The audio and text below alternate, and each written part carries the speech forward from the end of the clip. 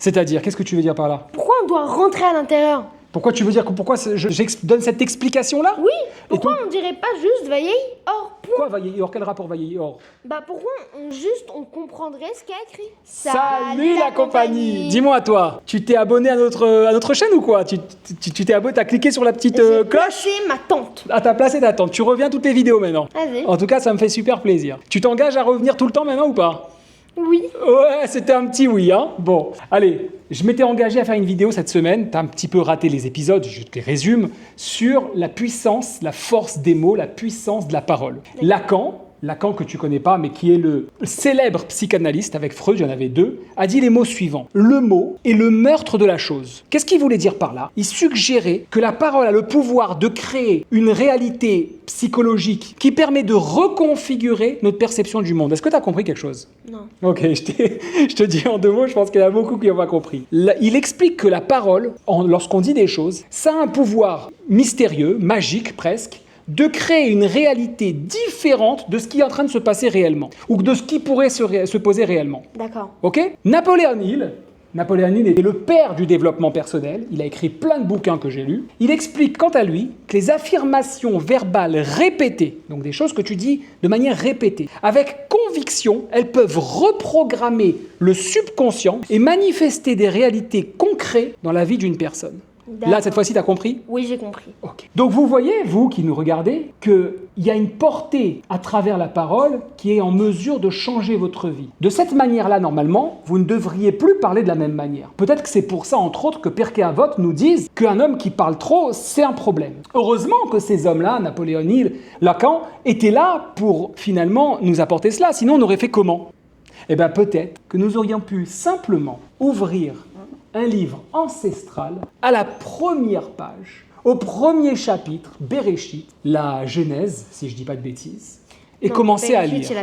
Bereshit, c'est le commencement. Oui, mais le livre s'appelle Bereshit aussi, qu'on appelle en français le Genèse. Ah oui, ça se dit. On pourrait se rendre compte qu'à travers 146 psukim, 146 versets que compose la paracha de Bereshit, 5845 que compose toute la Torah, il y en a seulement 25 qui parlent de la création du monde. On pourrait se demander comment ça se fait qu'il y a si peu. On aurait pu imaginer que la Torah, à travers la création du monde, prenne largement le temps d'en écrire beaucoup plus, de nous expliquer comment étaient faites les galaxies, les planètes, etc. Tu es d'accord avec moi?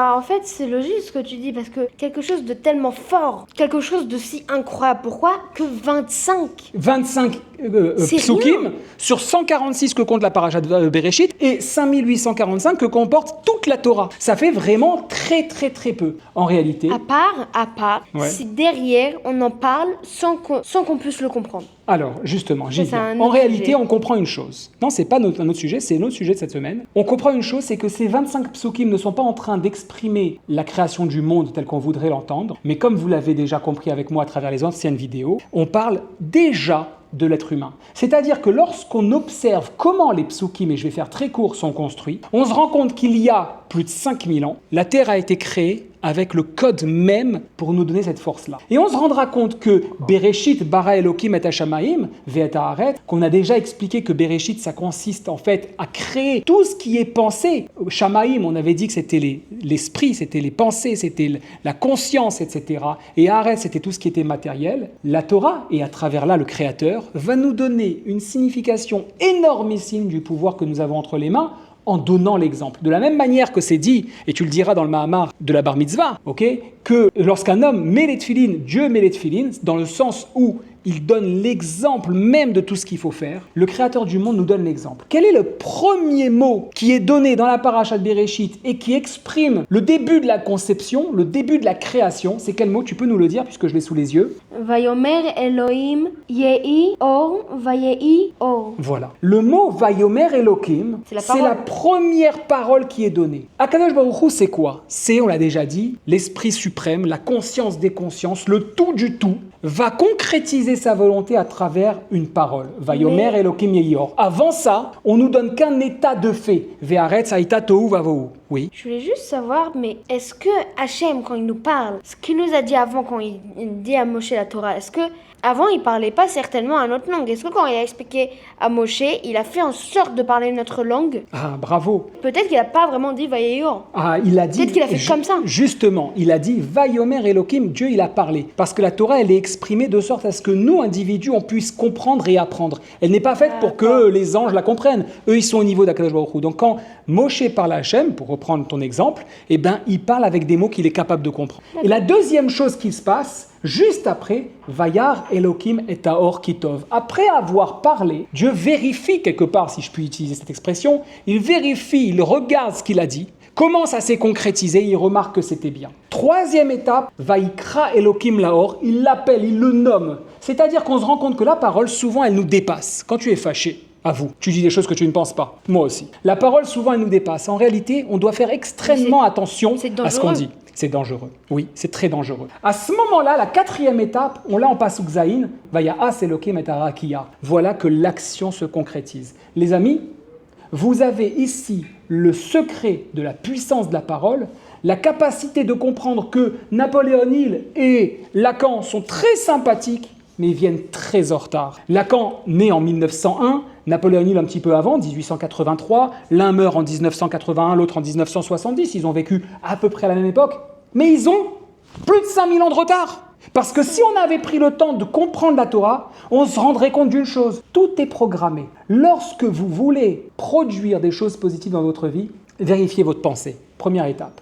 On parle du créateur du monde, la conscience des consciences, la pensée des pensées, la sienne elle est parfaite, elle est bien réfléchie, malgré tout, il nous donne l'astuce. Il nous dit, verbalisez, Vayar Elohim, vérifiez. Ensuite, vous pourrez l'épeler, Vaikra, vous pourrez lui donner un nom. Et à ce moment-là, ça se concrétisera tout seul, Vaya'as. Et si on avait besoin, eh ben sachez que la Torah s'amuse à nous dire, Pasuk Yud Aleph, Vayichen. Et ce fut ainsi. Comme il avait prévu, ça s'est concrétisé. Si on a une parole trop légère, ça bloque. Comme par hasard, comme par miracle, dans ces 25 psukim, le mot Vayomer Elohim, cette contraction de mots, Vayomer Elohim, a été dit 10 fois. 10 fois, qui est la puissance divine. On comprend qu'on tient quelque chose en nous. 10 fois divine. Oui, si tu veux. Effectivement, il y a une corrélation. On comprend qu'on tient quelque chose de très fort. Est-ce que tout ça est clair pour toi? Oui, mais pourquoi on ne regarderait pas direct ce que la Torah dit? C'est-à-dire, qu'est-ce que tu veux dire par là? Pourquoi on doit rentrer à l'intérieur? Pourquoi tu veux dire que je donne cette explication-là? Oui, pourquoi on ne dirait pas juste Vayehi Or? Pourquoi Vayehi Or? Quel rapport Vayehi Or? Pourquoi on comprendrait ce qui est écrit? Donc, si tu veux dire que quand la Torah elle dit qu'elle a séparé Vaïm Avdil ben Maïm la Maïm, elle a séparé les eaux, toi tu veux juste l'histoire du monde. Oui. Tu veux pas rentrer dans le compliqué. Pourquoi on devrait rentrer dans le compliqué? Bravo, c'est une super question. Alors là, du coup, c'était pas prévu. Je vais devoir sortir un autre Sefer, le numéro 5, Dvarim, parce que tu viens de poser une question qui est énorme et qui est répondue dans la paracha de cette semaine, Vaetranan. En réalité, qu'est-ce qui se passe? On sait que le Sefer Dvarim, c'est Moshe qui l'a écrit. Ça, c'est très important. Et dans la paracha de Vaetranan, Moshe, il va venir supplier à Kadosh Baruch Hu de quoi? Tu te rappelles? De voir Eretz Israël. De rentrer en Eretz Israël, t'as failli le dire. Heureusement que t'as étudié avec moi et que t'as pu corriger. C'est juste. Tout le monde dit, à tort, mes amis, à tort, que Moshe a supplié à Kadosh Baruch Hu de rentrer en Eretz Israël. C'est faux. Si on reprend le texte, Moshe Rabbeinu demande à Dieu de simplement voir la terre d'Israël. Et il y a ici... Tu peux expliquer pourquoi? Non, je vais pas te laisser ce kiff. Je suis là pour faire la vidéo, voyons. Il y a ici un jeu, moi j'ai trouvé ça presque amical, entre le créateur du monde et Moshe. Je vous propose aujourd'hui de voir un petit peu finalement ce que dit Napoléon Hill, de reprogrammer, d'accord, notre vision habituelle et de percevoir les choses différemment. Moshe est un ami d'Akadosh Baruch Hu. Comment on le sait? On le sait déjà depuis longtemps puisque lorsqu'il est appelé Moshe, il a appelé 2 fois et Rashi nous dit que c'était une manière d'appeler quelqu'un qu'on aime et à plusieurs reprises Akadosh Baruch Hu l'appelle par son prénom et plusieurs fois, etc., etc. À tel point, on le voit dans les parachutes qui ont précédé, il n'y a pas longtemps, dans Bamidbar, où Akadosh Baruch Hu décide de supprimer le peuple juif de la Torah. Et Moshe lui dit, attends, tu fais ça, tu me dégages aussi. Et ça, est-ce que c'est pas le signe d'un ami qui discute? Si. Eh bien moi, j'ai une lecture qui est un petit peu différente. On a l'habitude de penser, effectivement, comme je l'ai dit, Pasuk Kaf Dalet, où Moshe dit, Adonai, Hashem, Ata achilota leharot et avdecha, et gadlecha, et yadecha chazaka. Moshe dit, voilà que je suis devant toi, je suis ton serviteur, et je t'en prie, donne-moi une chance. Et berana ve'ere et haaretz atova, asher be'ever hayarden.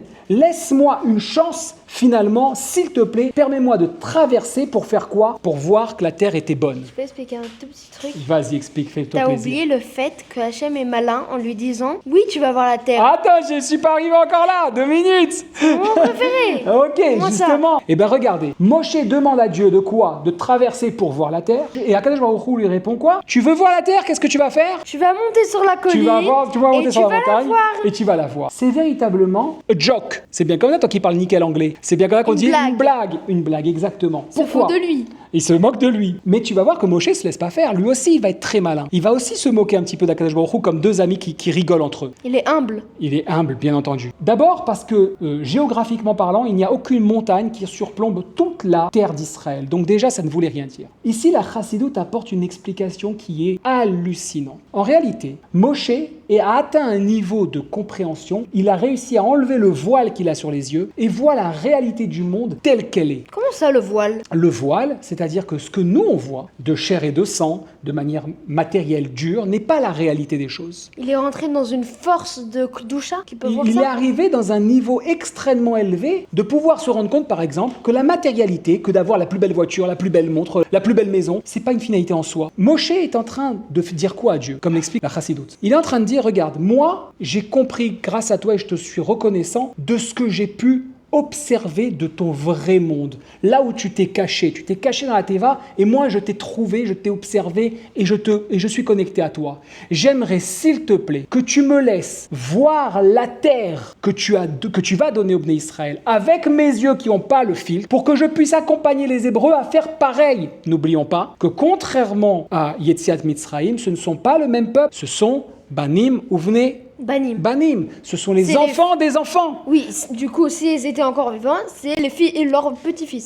C'est leurs enfants ou leurs petits-fils aussi, effectivement, mais minimum leurs enfants. Eux n'ont pas vu le miracle. Eux ne sont pas prêts à comprendre ce qui dépasse la nature. Ils ne sont pas encore habitués. Ils ont besoin d'entendre finalement. C'est quoi la différence entre voir et entendre? Lorsqu'on voit, là, on a la conviction de ce qu'on voit, mais ce qu'on entend, il y a souvent un safek, il y a souvent un petit doute. Je ne crois que ce que je vois, on connaît cette phrase-là. En même temps, je ne suis pas sûr de ce que j'ai entendu, celle-là aussi on la connaît. La génération qui est sortie d'Égypte a vu, donc elle n'avait pas de doute, comme Moshe Rabbeinu a continué à voir, mais celle qui est avec Moshe à ce moment-là, elle n'a fait qu'entendre le témoignage des parents. Donc il y a un petit ajustement à faire. Et qu'est-ce que fait Akadosh Baruch Hu? Il lui dit, ah tu veux voir la terre? Viens, je vais te montrer. Genre je vais te montrer de loin, tes yeux ne pourront pas apporter une réalité que tu pourras expliquer. Mais pourquoi il n'a pas voulu qu'il le fasse? Pourquoi? Parce qu'il voulait que chaque Hébreu fasse ce travail de lui-même, d'enlever les lentilles opaques qu'on a dans les yeux pour voir le monde tel qu'il est. Et regarde comment Moshe se rattrape, du moins joue avec Akadosh Baruch Hu,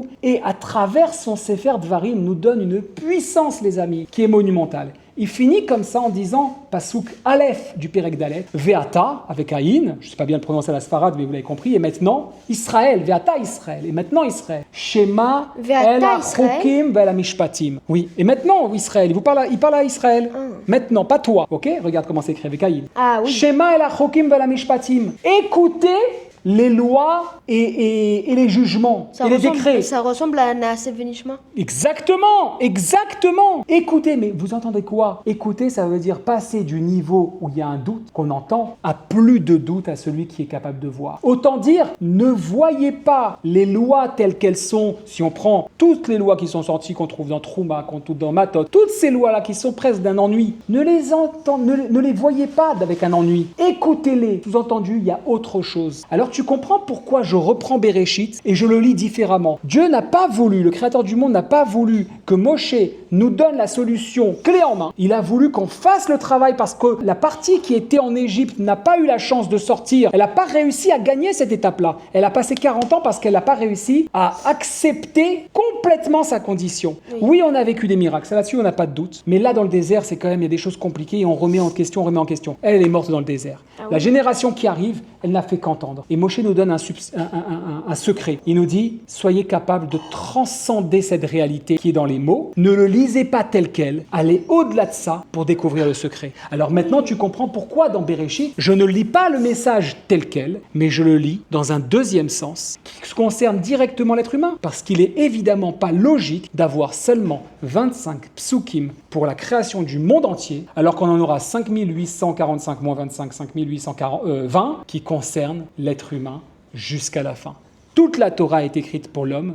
Toute la Torah est écrite pour qu'on ouvre les yeux, qu'on enlève ces lentilles de contact qu'on a qui sont tout sales, tout dégueulasses, qui nous empêchent de voir clair et qu'on redécouvre ce que la Torah veut véritablement nous dire. À cela, je finirai une petite blague. Je me posais la question, et je t'en ai parlé, pourquoi les non-juifs appellent le Testament, l'Ancien Testament, le Nouveau Testament, et nous appelons la Torah. J'ai compris de là, en fait, que Testament, c'est pour nous parler de quelque chose qui... Le dernier geste d'un mort. La personne va mourir, elle laisse un testament. Sous-entendu que pour eux, soit Dieu est mort, soit leur représentant à eux. Et donc, du coup, il a fallu le moderniser, puisque lui, il était parti, c'est vieux, c'est ancien, comme il y a eu Rocky 1, Rocky 2, ou Harry Potter 1, Harry Potter 2, il a fallu faire le Nouveau Testament. Peut-être que demain, il y aura le Testament moderne, ou le Testament 3, comme l'iPhone 10, etc. Nous, ça n'a rien à voir. De un, on ne mise rien sur l'homme, et de deux, c'est à nous de comprendre la Torah. Tant qu'on n'aura pas déchiffré le secret qu'il y a de la Torah, qui nous permettra de comprendre ce que la Torah veut vraiment nous dire, on devra revenir. C'est nous qui revenons pour comprendre un texte qui, à la base, est parfait et comprend tout. On n'a ni besoin de Napoléon Hill, ni de Freud, ni de Lacan. On a juste besoin du Chumash. Et de savoir le comprendre. Et de savoir la Torah aussi. Exactement. Shabbat Shalom. Shabbat Shalom.